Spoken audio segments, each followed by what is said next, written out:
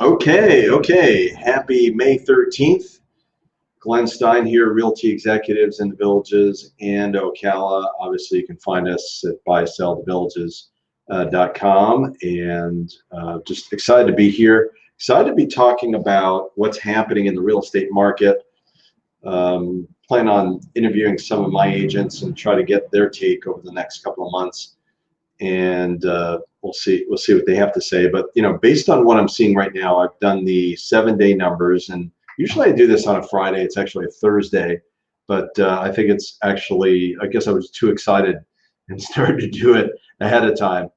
The 7-day numbers right now are, we've got 31 new listings last 7 days, so a little bit of an increase over earlier on in the week, where we saw about 27, 28, so a little bit more, 31 new listings. Price decreases 8, so a lot of people starting up high and maybe being a little bit too high. Back on the market 6. Sold, closed, right? Sold is closed, 55, so pretty much a strong, we've seen a pretty strong May as far as that goes. 3 expired listings, 63 under contract, which is pretty significant. Not the highest we've seen, but definitely pretty aggressive. We're seeing a 2-to-1 ratio, pendings to new listings. So that means another 32 properties have come off the market. The 63 pendings, 31 new listings over the last 7 days. And interesting, I'm also a coach for the Tom Ferry organization, which is a real estate training coaching organization where I get to train. Obviously, I train my people here locally, and I coach them up and give them advice and share some things with my experienced people. We have a lot of great experienced realtors and great realtors that are willing to do whatever it takes to serve. But I also connect with a lot of people around the country, and in certain areas, I'm seeing a little bit of a slowing down, which I think is not necessarily a bad thing, like an increase in inventory in certain cases. But that's not everywhere. Most of the places I'm seeing are just, the real estate business and industry is like lightning hot. It's like really, really, really on fire as far as properties getting sold. And we're still seeing that here in the Villages. And of course, I think it's been a catching up period for us.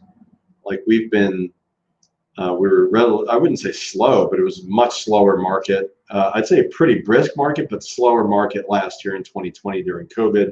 And we've seen, in December, a pickup, and of course this year just incredible sales, record number of sales to get to the point where we're at now. And it's kind of, if you go back 3 months, 4 months ago, is actually predicting this, and it looked like exactly everything that we thought was going to happen is going to happen. We're also starting to see a price increases as well because of the shortage in inventory, even in the core price ranges in the Villages, that 200 to 300 price range. We're seeing things go up on the patio villas and the courtyard villas, things, even the mundane Amarillo model, or even the Gardenia models that maybe they're not bumped out, maybe not larger garages or any special views of that nature. Because when you look at things that do have a view, whether it's on the golf course or over even a retention pond, or a wall, or something that gives people privacy, those are going at a premium, and the price increases on those are pretty significant. I can share with you a couple of different stories where we're seeing $50,000, $75,000, $100,000 over asking on some of these. Typically, though, I'll tell you that the run-of-the-mill courtyard villa might be 5 to 10 over asking might be the norm, and of course each case is a little bit different.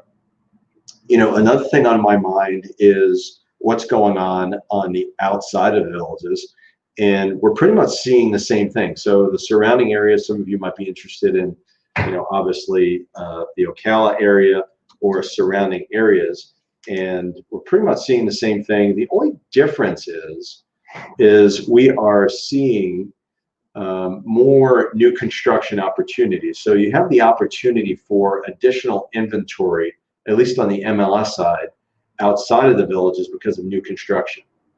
Okay, so that opportunity is there. There's plenty of land. There's lots of lots. building is about 6 to 8 months out. We've got a couple of things going on within the company for new construction, so that's happening. So that's always an option within the villages on VLS. Obviously, there is new construction, but we don't participate on that. We just we pretty much have half the market. And speaking of which, I did some research. We're about 110, 112 properties that are listed right now. But if you look at VLS, the numbers, actually I just looked them up according to the app on the Villages site, 116 total active pre-owned listings, 116. 15 under 200,000, 36 between 200 to 300, 24 between 300 to 400, 12 400 to 500, and 29 active properties on VLS, 500 plus. So it's almost a mirror image, very, very similar. We might be a little bit higher. We don't have, I think we probably have like 8 to 10 at most under 200. Most of ours are going to be in that 200 to 300 range, and then 3 to 4. That's kind of the core product there.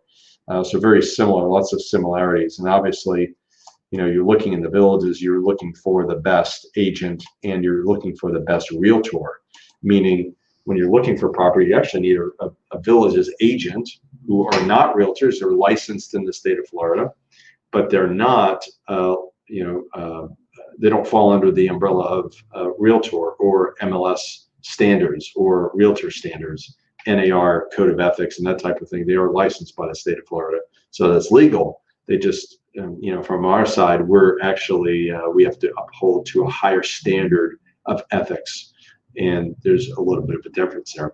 And also, obviously, 2 sets of inventory, so you need to know that. And the other thing that we need to look at is the inventory is as low on their side as it is on our side. We're also seeing similarities on outside of the villages. So for people that are looking at and are interested in outside the villages, whether it's Ocala, Bellevue, Summerfield, some of the areas that might be similar to the villages like Spruce Creek South, Summer Glen, Stone Creek, Stone Crest, Del Webb, Spruce Creek and Country Club. There's numerous other communities that are surrounding that are not 55 plus. One thing I do have to mention, and most of you will know this, obviously Villages is not 55 plus. It goes by the 80-20 rule that at least 80% of the citizens within the residents within the villages, the owners within the villages, have to be older than 55, and you just can't be under 18. Okay, so just know that. There's a little bit of a difference compared to a place like Spruce Creek South or Del Webb, Spruce Creek Country Club. Some differences there that are true 55 plus, meaning you have to be 55 or older, and you can't have children living with you. So I know it's a little bit of a rabbit hole, but it was just something on my mind. The other thing I want you to really realize is while there are consistencies inside and outside the villages on inventory, I think it's important if you're buying or even selling. A couple of things I want to bring to light. I mentioned this a couple of weeks ago, but I want to bring it up again. Make note of usage of escalation clauses and make sure that your realtor explains that moving forward. And something on my mind in the coming weeks is to probably go over some of these forms with you, so that way you start getting familiar with this. I don't know. I don't remember seeing anything like that online where people are sharing forms, and yeah, I'm sure it exists, but I don't know of anything like that. So it might go into that. So that way you're educated as to what kind of language is being used in forms.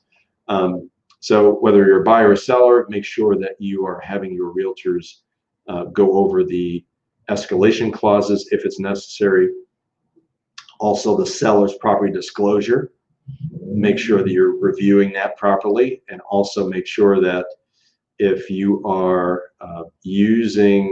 if you do have a termite bond, for instance, I'm thinking of something that happened recently. If you do have a termite bond, make sure it's transferable if you're a seller, and of course, as a buyer, make sure that the termite bond is actually is still effective and it is transferable. And don't let that stop you from doing an inspection. Okay, really, really important. The other thing I want to also bring to light is make sure that, you know, if you own a property and you've got something that might be maybe hazardous, or maybe it's a trip and fall type of situation, something doesn't work or there's a crack or whatever, make sure those things are fixed, or at least bring them to light, disclose everything, and make sure you're keeping everybody safe in the process. And it's really important, right? Like, I think that's, you know, not only you want to keep people safe, you shouldn't want to hurt people, obviously, but, you know, from a lawsuit standpoint, you got to make sure that you're protected, and you want to communicate that with your realtor of choice, the best realtor you can find. So if you have any questions, you can find us at Buy Sell the Villages, as you can see right here. But also you can call me, 352-572-3796, 572-3796. Also, please subscribe. Please subscribe to this channel so you get notified that you know, I'm going to go live or anything like that.